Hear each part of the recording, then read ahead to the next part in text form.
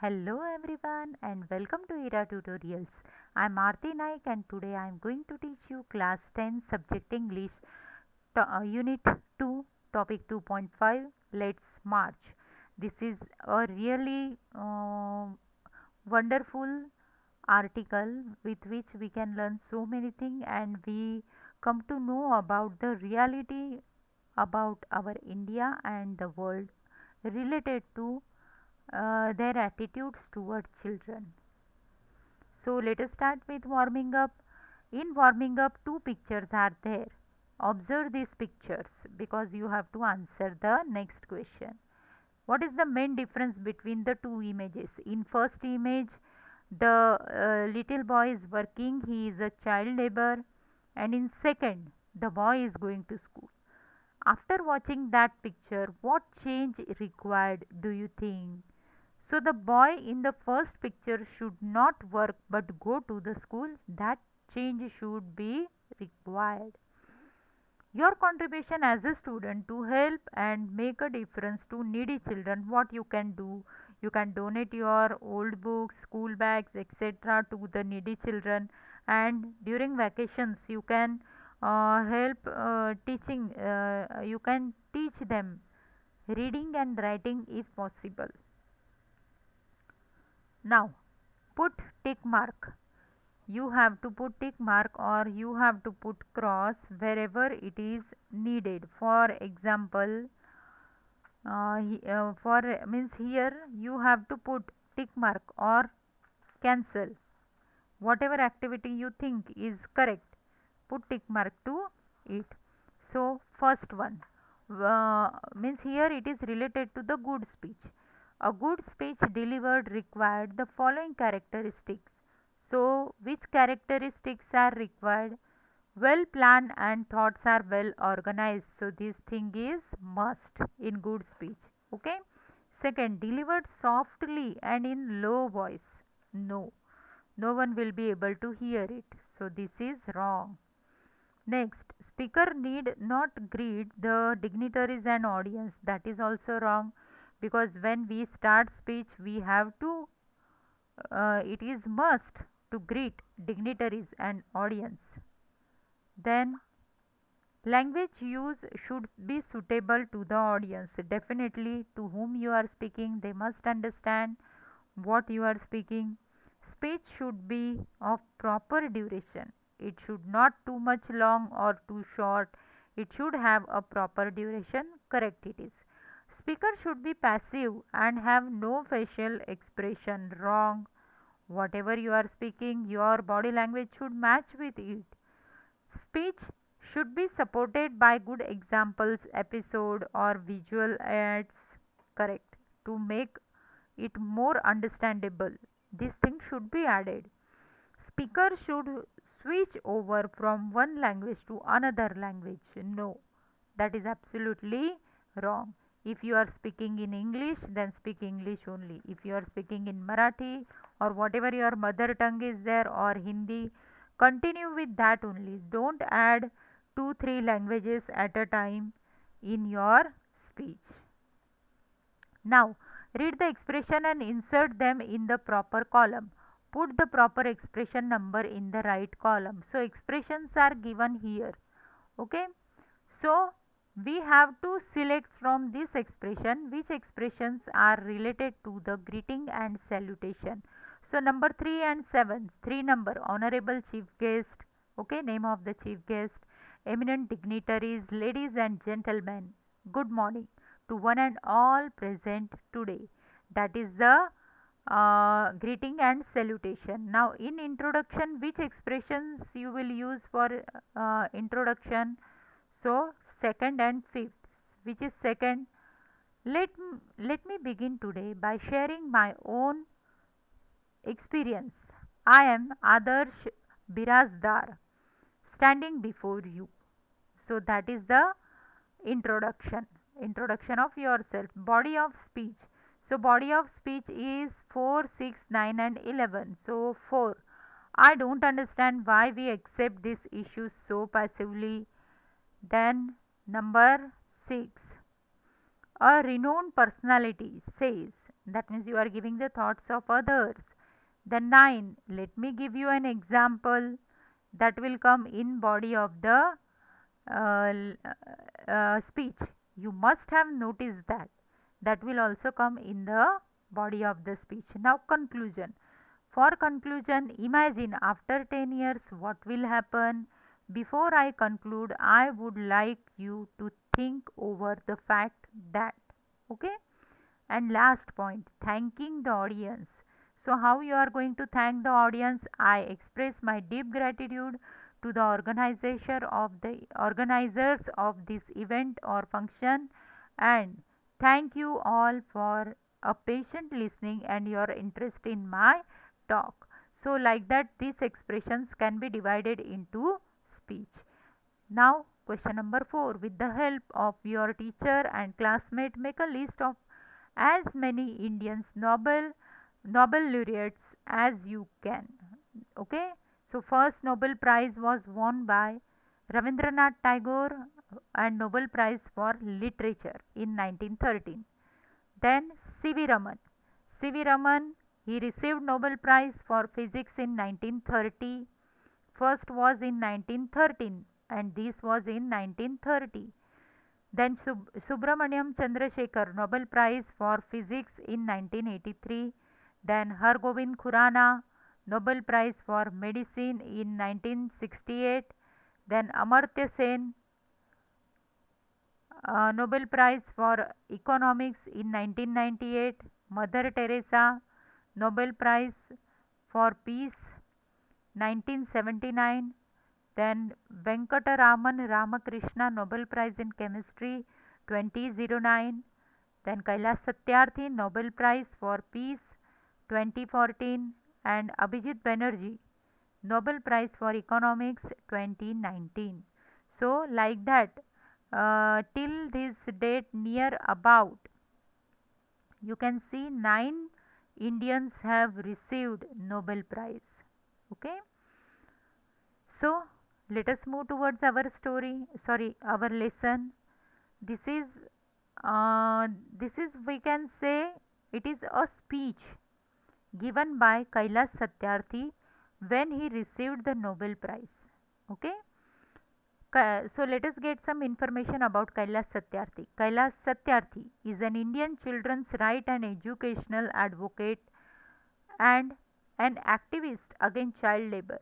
He founded the Bachpan Bachao Andolan in 1980 and has acted to protect the rights for more than 83,000 children across 144 countries. He is honored with many awards including Nobel Peace Prize of 2014. He had addressed this speech on the eve of Nobel Prize distribution ceremony. If you want to listen this speech, it is available on internet also. The part 1 of the speech. My dear children of the world, your majesties. Now this is speech given by Kailash Satyarthi while he received the Nobel Prize. Your majesties, royal highnesses, excellencies, distinguished member of the Norwegian Nobel Committee, dear brother Tom Harkin, brothers and sisters, and my dear daughter Malala. From this podium of peace and humanity, I am deeply honored to recite a mantra from the ancient text of wisdom, Vedas. This mantra carries a prayer, an aspiration, and a resolve that has the potential to liberate humanity from all man made crises. Let us walk together in the pursuit of global progress. Not a single person should be left out or left behind in any corner of the world, from the east to west, from south to north. Now, this is the beginning of Kailash Satyarthi's speech. He is speaking from the podium of peace and humanity because Nobel Prize is given to the people those who are doing extraordinary work for world. Okay, that's why he spoke like that. Let us speak together. Let our minds come together. Learning from the experience of our ancestors, let us together create knowledge for all the benefits, all. That means he is talking about the children of whole world, and he is asking everyone to join with him in that march of saving the children of the world. I bow to my late parents, to my motherland India, and to the Mother Earth. With a warm heart, I recall how thousands of times I have been liberated, each time I have freed a child from slavery. In the first smile of freedom on their beautiful faces, I see the gods smiling. So whatever work he is doing, for that work he is describing his work, that every time when he liberated a child, he freed a child from slavery, the smile of freedom, their beautiful faces, in that he can see the smile of God. So all the time his heart is charging to do this activity again and again. It gives inspiration to him. I give the biggest credit of this honor to my movements, Kalukumar, Dhumdas and Adarsh Kishore from India, Iqbal Masih from Pakistan, who made the supreme sacrifice for protecting the freedom and dignity of children. I humbly accept this award on behalf of all such martyrs, that means those who died in this work of saving the children, my fellow activists across the world and my countrymen. So, he is accepting that prize on behalf of all those who have helped him in his activity. My journey from the great land of Lord Buddha, Guru Nanak, and Mahatma Gandhi, India to Norway is a connect between two centers of global peace and brotherhood, ancient and modern. Friends, the Nobel Committee has generously invited me to present a lecture. Respectfully, I am unable to do that because I am representing here the sound of silence, the cry of innocence, and the face of invisibility. That means I am representing the children, those who are unable to speak, those who are means those who are very innocent and they are facing lots of problem in their life. I represent millions of those children who are left behind, and that's why I have kept an empty chair here as a reminder. I have come here only to share the voice, only to share the voices and dreams of our children, because they are all our children. I have looked into their frightened and exhausted eyes. I have held their injured bodies and felt their broken spirit. 20 years ago, in the foothills of the Himalaya, I met a small, skinny child laborer. He asked me, "Is the world so poor that it cannot give me a toy and a book instead of forcing me to take a gun or a tool?" That means that child asked him that really the world is very poor. They don't have capacity to give toy and book to a child. Instead of that, they are forcing them to do child labor, or they are creating the criminals from the children. I met with a Sudanese child soldier. He was kidnapped by an extremist militia. As his first training lesson, he was forced to kill his friends and family. He asked me, "What is my fault?" In many countries, these things are happening, that children are kidnapped and they are forced to do this type of criminal activity. If they have to survive, they have to follow the instruction, and they have to kill their relatives, friends. All the great religion teach us to care for our children. Jesus said, "Let the children come to me. Do not hinder them, for the kingdom of God belongs to them." The Holy Quran says, "Kill not your children because of poverty." Friends, there is no greater violence than to deny the dreams of our children. Therefore, I refuse to accept that all the temples and mosques and churches and prayer houses have no place for the dreams of our children. I refuse to accept that world is so poor when just 1 week of global military expenditure can bring all the children to classroom. I refuse to accept that all the laws and constitutions, police and judges are unable to protect our children. If they are able to protect the children, why children are facing this type of problem? I refuse to accept that the shackle of slavery can ever be stronger than the quest for freedom. I refuse to accept here my only means here he is not ready to accept all these things, that nothing is possible. We can't force children to do any out of activity. That means at the proper age they should take education only. If they are doing any other activity, that is our fault. That is the fault of people, those who are living in society. We are unable to do anything for them. We are spending lots of money on military. The same, why we are spending? Because we want to protect our country. But why that is the need? Because people are illiterate and they are enemies of each other. But if everybody will get knowledge, then this thing will not came. This thing will not come in the life. My only aim in the life is that every child is free to be a child, free to grow and develop, free to eat, sleep, and see daylight, free to laugh and cry, free to play and learn, free to go to school, and above all, free to dream. I have the privilege of working with many courageous people who have the same aim. We have never given up against any threat or attack, and we never will. We have made progress in the last couple of decades. We have reduced the number of out of school children by half. We have reduced the number of child laborers by a third. We have reduced child mortality and malnutrition, and we have prevented millions of child deaths.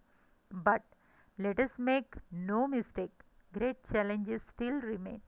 Still, we are working in this field, but still, work is not over. So many challenges are there in front of us. Friends, the biggest challenge or the biggest crisis knocking on the door of humankind is fear and the intolerance. We have utterly failed our children in imparting an education that gives the meaning and objective of life, an education that gives a sense of global citizenship among the youth. So, education is very important if you want to change the society, if you want to change the world. With education, only this thing is possible. I am afraid I'm afraid that the day is not very far away when the cumulative result of this failure will culminate in an unpretended violence, and that will be suicidal for humankind. That means if we will fail to protect the children in future, that will be the suicidal for humankind, because human will kill human only.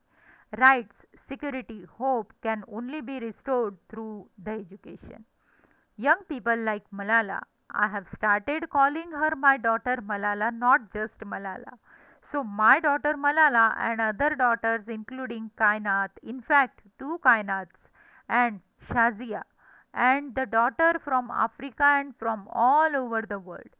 They are rising up and choosing peace over violence, tolerance over extremism, and courage over fear. The solutions are emerging, but these solutions alone cannot be found in prescriptions from a distance.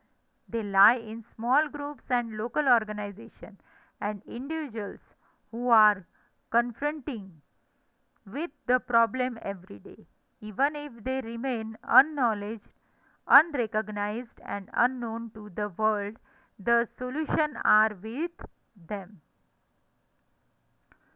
That is part 2. Now solution is with them means what? Those who are facing the problem, only they can solve their problem. Part 2. We can do it. You may ask that what can one person do? I would recall a story of my childhood.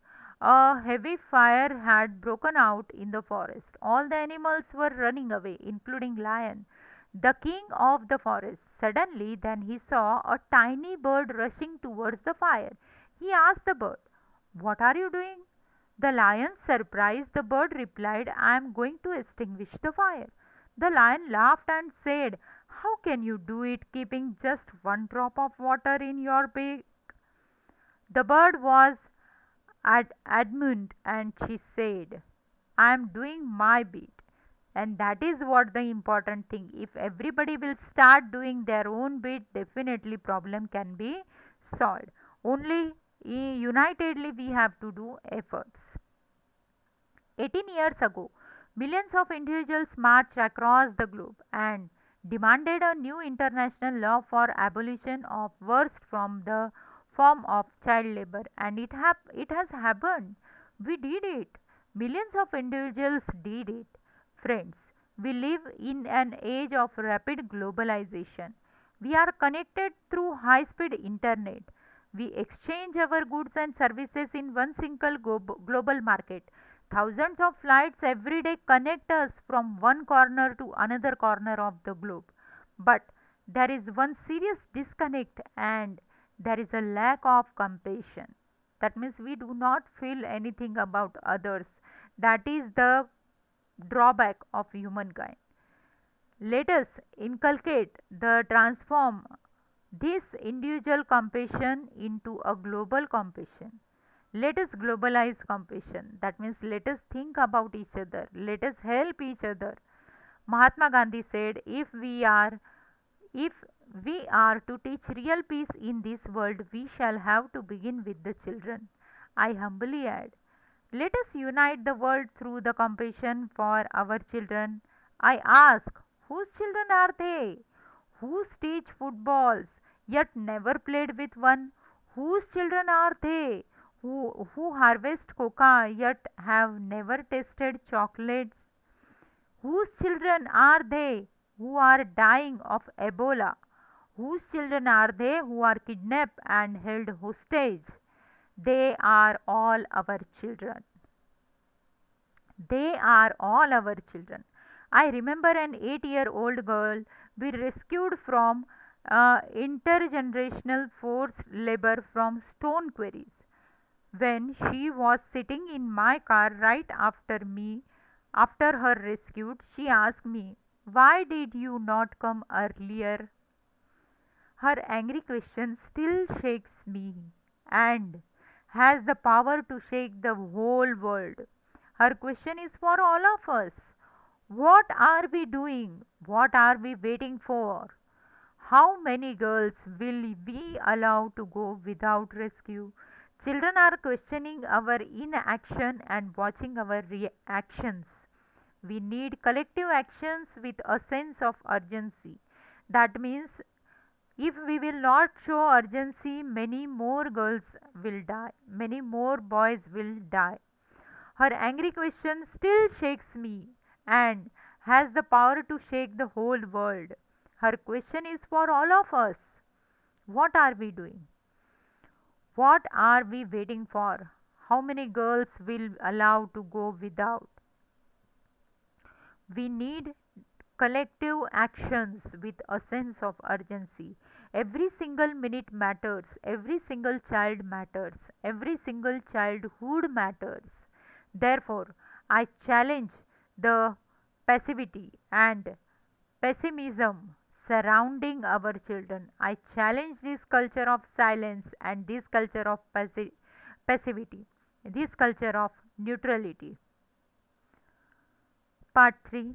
I call upon all governments, intergovernmental agencies, business, faith leaders, workers, teachers, and NGOs, and each one of us to put an end to all forms of violence against children, slavery, trafficking, child marriages, child labor, sexual abuse, and illiteracy. These things have not place in any civilized society. Friends, we can do this. Government must make child friendly policies and invest in education and young people. Businesses must be more responsible, accountable, and open to innovative partnerships. Intragovernmental agencies must work together to Accelerate action. Civil society must rise above the business as usual and fragmented agendas. Faith leaders and institutions and all of us must stand with our children. We must be bold, we must be ambitious, and we must have the will. We must keep our promises. Our 50 year Over 50 years ago, on the first day of my school, I met a cobbler boy, my age, sitting outside the gate of my school. I asked my teacher why he is working outside, why he is not with us in the school. My teacher had no answer. One day I gathered the courage to ask the boy's father. He said, "Sir, I have never thought about it. We are born to work." His answer made me angry. It still makes me angry. As a child, I had a vision of tomorrow, a vision of that cobbler boy sitting with me in my classroom. Now, that tomorrow has become today. I am today and you are today.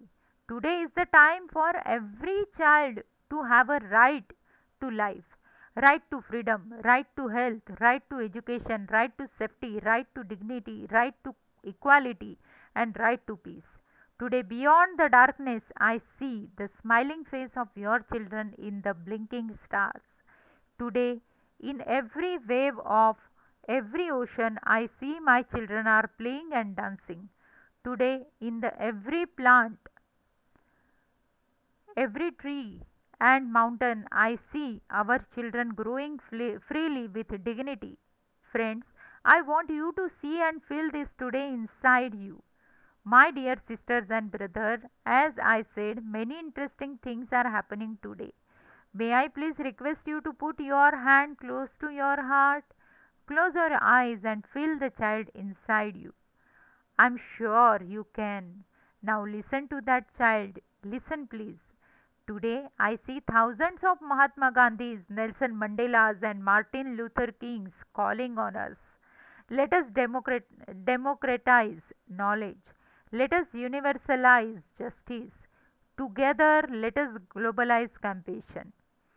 I call upon you in this room and all across the world. I call for a march for exploitation to education. I call for a march from poverty to shared prosperity, a march from slavery to liberty, and a march from violence to peace. Let us march for ignorance to awakening. Let us march for darkness to light. Let us march from mortality to divinity. Let us march.